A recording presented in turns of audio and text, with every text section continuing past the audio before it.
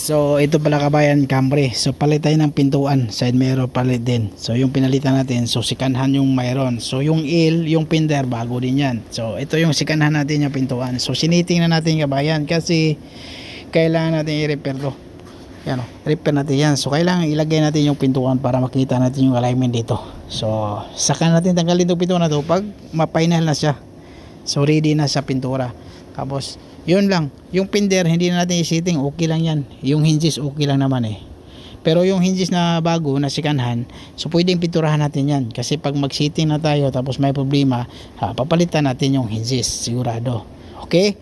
Yun ang teknika ba yan para hindi ka mahirapan. Nakasetting yan tapos trabahoin yun. Hindi yung pwedeng hindi natin ilagay yan tapos mag-repair tayo ng ganun para sigurado. Okay? Kaya salamat kabayan. Tapos may mga tama-tama kailangan i-repair natin yan. Kasi kasama yan sa bayad. Okay. Anong model to?